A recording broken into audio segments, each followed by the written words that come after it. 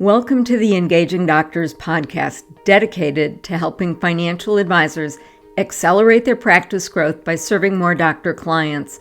I'm Dr. Vicki Rackner, your host. Today, I'm diving into a fascinating topic that impacts every client you work with: the connection between money anxiety and the nervous system. In today's volatile market environment, understanding how your clients' bodies physically respond to financial stress isn't just interesting, it's essential for helping them make better decisions. I'm excited to share some insights from my upcoming book, How Doctors Build True Wealth, that can help you better understand what's happening when your clients feel anxious about their money decisions. First, let's explore the science of financial anxiety. We'll begin with the basics. What actually is happening in our bodies when we experience money anxiety? It all comes down to our autonomic nervous system, or ANS for short. This system is constantly answering one question: am I safe right now, or am I in danger? When your clients check their portfolio after a market drop or face unexpected expenses, their nervous system can trigger what we call the danger response. Their heart rate increases, breathing changes, and their body prepares to either fight, flee, or freeze, just as if they were facing a physical threat. What's fascinating is that our brains evolved during a time when threats were usually physical, like predators. But today, our bodies respond to financial uncertainty with the same physiologic reactions as if we were being chased by a saber-toothed tiger. That explains why clients sometimes make impulsive decisions during market volatility. They're literally in survival mode. I experienced this myself during the pandemic. I remember walking into a grocery store and seeing completely empty shelves, no toilet paper, no paper towels, nothing. My heart started racing. I felt cold in my gut and I froze. My body was responding as if I were facing a life-threatening situation. This is exactly what happens to your clients when they perceive financial danger. The problem is, when somebody is in this red zone of danger, they only have access to their primitive reptile brain, the part focused on immediate survival. The planning brain, where thoughtful financial decisions happen, often goes offline. So when your clients call you in a panic, wanting to sell everything during a market crash, they're physiologically incapable of making their best decisions at the moment. Their nervous system is dysregulated. The mistakes people make when responding impulsively to perceived danger can undo years of good work. Just ask somebody who sells everything when the stock market takes a tumble. Well, let's talk about the 3 zones of regulation of the autonomic nervous system. I mentioned a red zone earlier. Let me elaborate on that. I find it helpful to think about the autonomic nervous system operating in 3 zones. There's the green zone of safety. This is the physiologically balanced state. This is where clients are at their best, calm, rational, and able to think long term. They have full access to their prefrontal cortex, their planning brain. The yellow zone of stress allows us to respond to immediate challenges. Think about the stress you feel when you exercise. It's manageable and temporary. Once the stress is resolved, you return to the green zone. The red zone of danger is when the body prepares for fight, flight, or freeze. The nervous system is dysregulated, and clients only have access to their reptile brain focused on immediate survival. The critical insight for advisors is this: clients make their best financial decisions in the green zone. When they're in the red zone, they need help getting back to calm before making any decision. So, as advisors, part of your job is helping clients regulate back to the green zone.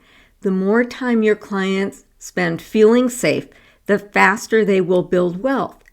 This means developing the skills to actively manage their response to perceived danger for both yourself as an advisor and for your clients.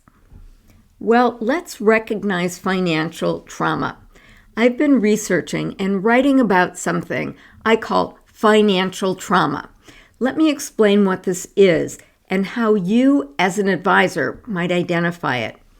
Financial trauma occurs when somebody's nervous system gets stuck in the red zone of danger, even when the financial threat is in the past. For example, some people who lived through the Great Depression exhibited what we might call financial PTSD. No matter how many millions of dollars they accumulated, they lived with the persistent fear that they would lose it all and be hungry again. We see this with clients who experienced significant financial losses during the 2008 crisis or other personal financial disasters. Their bodies remember these experiences, and their nervous systems remain on high alert even years later. What are some signs that a client might be dealing with a financial trauma? Look for these patterns. Extreme risk aversion that doesn't match the financial situation. Emotions being high when discussing certain financial topics. Financial behaviors that seem irrational given the circumstances or out of character for that individual's. Difficulty making any financial decisions, even minor ones. Persistent anxiety despite objective financial security. And extreme responses to market fluctuations. Remember, trauma isn't about what happened to somebody. It's what happened inside of them as a result of what happened to them. Two clients can experience the same financial setbacks, but their nervous systems may process it very differently. All right, well, let's go on to some practical strategies for you. What can you do to help clients regulate their nervous systems during financial discussions? First, recognize when a client is in the red zone. Signs include rapid speech, difficulty focusing, emotional reactivity, or even shutting down completely. When you see this, your priority becomes helping them regulate before discussing financial strategies. Here are some specific techniques. First, create a safe environment. Your office environment matters. Simple things like comfortable seating, appropriate temperature, and minimal distractions can help clients feel physically safe. Use pacing and timing. If a client comes in highly activated, don't jump straight into reviewing their portfolio performance. Start with connection, validation, and gradually move to financial topics as they regulate. 3. Teach simple regulation tools. Share techniques like square breathing. Breathe in for 4 counts, hold for 4 counts, exhale for 4, and pause for 4. This can be done discreetly during meetings when anxiety rises. Next, validate before educating. When clients express fear, validate their feelings before providing information. Say things like, "It makes sense you're concerned about this," before explaining market principles. Normalize physiologic responses. Help clients recognize when their hearts are racing and when they are in the danger response. Explain that this is something that you see. This is common. These strategies work well for everyday anxiety. But what about for those clients who seem to have deeper financial trauma? For clients with specific financial trauma, consider these ideas. First, go slower. Recognize that healing takes time. Break financial plans into smaller, manageable steps. Second, develop gradual exposure. Help clients build tolerance to financial triggers gradually, similar to exposure therapy. Next, know when to refer. Some clients benefit from working with a financial therapist or a psychologist alongside with their advisor. Next, use written plans. Having concrete written plans can provide a sense of safety when anxiety spikes. Last, create containment strategies. Help clients develop specific times to think about finances rather than constantly worrying.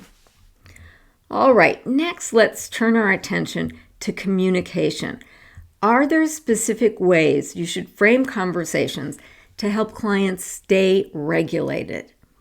Absolutely. I recommend a framework I call connection before correction. So connect with your clients first. Begin with a genuine connection before diving into financial data. Name what you see. If a client seems anxious, gently name it. I notice that this conversation seems to be causing you worry. Next, normalize the experience. Say, many of my clients feel exactly the same way you are. Then, offer regulation. Would it help to take a moment before we continue? Maybe you can share the ideas of square breathing and you can say, hey, this came from a surgeon who also coaches doctors about their relationship with money. Then educate. Only after connection and regulation, move to education and planning. The language you use matters tremendously as well. Phrases like financial catastrophe or market crash can trigger the danger response. Instead, use neutral language like market adjustment or temporary decline. Let me share some specific phrases that help maintain regulation. How about, let's explore this together? Things are always scarier when you're alone. Part of the value that you deliver is the knowledge that your clients are not alone in their financial pain. You're there to help them. Next helpful phrase. We've prepared for this scenario. Again, part of your value is your experience. This is not your first rodeo. You've seen this before. You know exactly what to do. Next, you can say, this feeling is temporary. Say, I know this feels like it's going to last forever, but it's not. We are going to get over this and get through this. Next, say to your client, your reaction makes total sense. Next helpful phrase, we have options. Ideally, during the planning process, you've already shared the options with your clients. You've let them know that, yes, we have a plan for a situation just like this. And then lastly, let's take a step back and look at the bigger picture. Remember, when somebody is in the red zone, they are running from the saber-toothed tiger. Inviting them to take a deep breath and say, look, this is a moment in time. Let's look at the big picture. Helps bring the autonomic nervous system back into regulation. Here are some phrases to avoid. Don't worry, you shouldn't feel that way. This is nothing compared to that other time, or you're overreacting. These invalidating statements can actually increase dysregulation. Now, as long as we're talking about regulation, how about your ability to regulate? How can you manage your own nervous system during volatile times? This is crucial. You can't regulate somebody else if you're dysregulated yourself. You want your clients to catch your calm rather than you catching their chaos. As advisors, you're exposed to market volatility, plus the emotional responses of many clients. This can lead to what we call empathic distress or secondary trauma. Here are some practical strategies for you to self-regulate. First, develop your own regulation practice, whether it's meditation or exercise or breathing techniques. Second, create transition rituals. Have a specific practice between client meetings to reset your nervous system to calm. Third, monitor your own triggers. Notice which client situations or market conditions activate your own anxiety. Next, maintain adequate buffers. Don't schedule too many high-anxiety clients in one day. And last, there's professional support. Consider supervision or consultation with colleagues during particularly challenging times.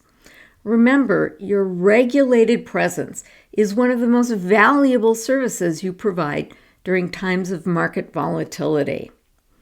Before we wrap up today, I want to leave you with one key message about helping clients with money anxiety. Financial advising isn't just about managing money.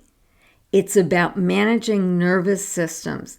The most sophisticated financial plan is useless if your client's nervous system won't allow them to follow it.